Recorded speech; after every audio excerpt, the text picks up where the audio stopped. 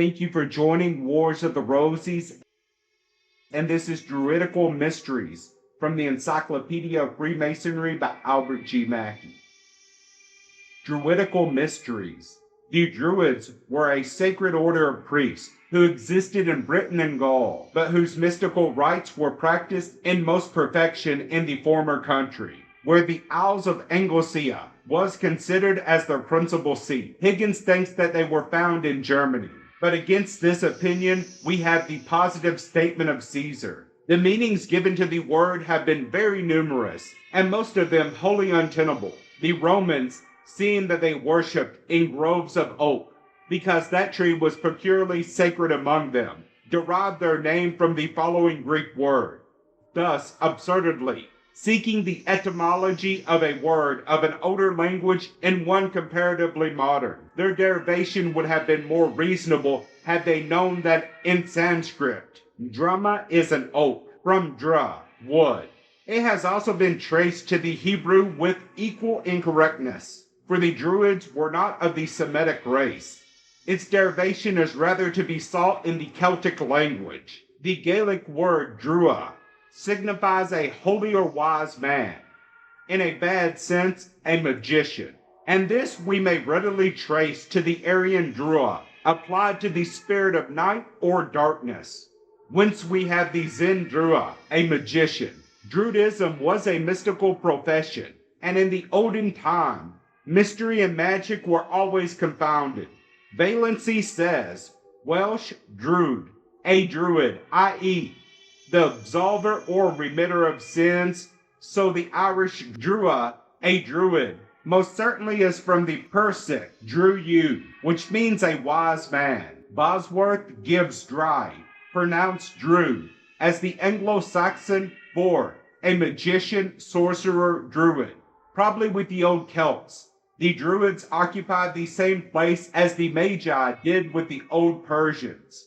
Druidism was divided into three orders or degrees, which were, beginning with the lowest, the bards, the prophets, and the druids. Higgins thinks that the prophets were the lowest order, but he admits that it is not generally allowed. The constitution of the order was in many respects like that of Freemasons. In every country there was an archdruid, in whom all authority was placed. In Britain it is said that there were under him 3 archflamens, or priests, and 25 flamens. There was an annual assembly for the administration of justice and the making of laws, and, besides, 4 quarterly meetings, which took place on the day when the sun reached its equinoctial and solstitial points. The latter two would very nearly correspond at this time with the festivals of St. John the Baptist and St. John the Evangelist. It was not lawful to commit their ceremonies or doctrines to writing, and Caesar says that they used the Greek letters, which was, of course, as a cipher. But Higgins says that one of the Irish Ogham alphabets, which Tulin called secret writings, was the original sacred and secret character of the Druids. The places of worship, which were also places of initiation, were of various forms. Circular, because a circle was an emblem of the universe, or oval, an allusion to the mundane egg, from which, according to the Egyptians, our first parents issued. Or serpentine, because a serpent was a symbol of hue.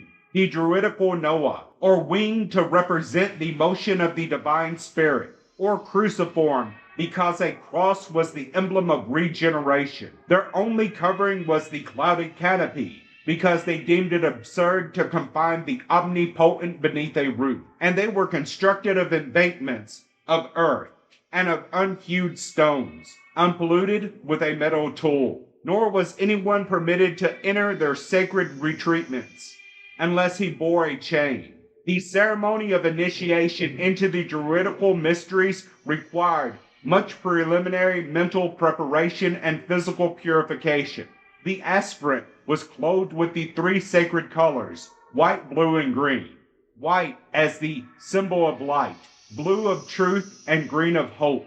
When the rites of initiation were passed, the tricolored robe was changed for one of green.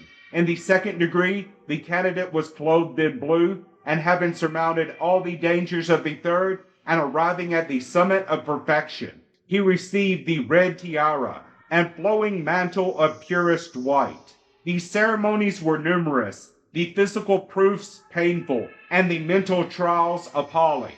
They commenced in the first degree with placing the aspirant in the pastos, bed or coffin, where his symbolic death was represented, and they termed in the third degree by his regeneration and restoration to life from the womb of the giantess, Queldrin, and the committal of the body of the newly born to the waves in a small boat, symbolically of the ark. The result was, generally, that he succeeded in reaching the safe landing place, but if his arm was weak or his heart failed, death was the almost inevitable consequence. If he refused the trial through timidity, he was contemptuously rejected and declared forever ineligible to participate in the sacred rites. But if he undertook it and succeeded, he was joyously invested with all the privileges of Druidism. The doctrines of the Druids were the same as those entertained by Pythagoras. They taught the existence of one supreme being, a future state of rewards and punishments, the immortality of the soul, and a metempsychosis. And the object of their mystic rites was to communicate these doctrines in symbolic language, an object and a method common alike to Druidism, to the ancient mysteries, and to modern Freemasonry. Thank you for watching, and please don't forget to share, like, subscribe, and comment. And if you can, please consider donating to Wars of the Rosies. Links to PayPal and Patreon are in the description. Thank you so very much.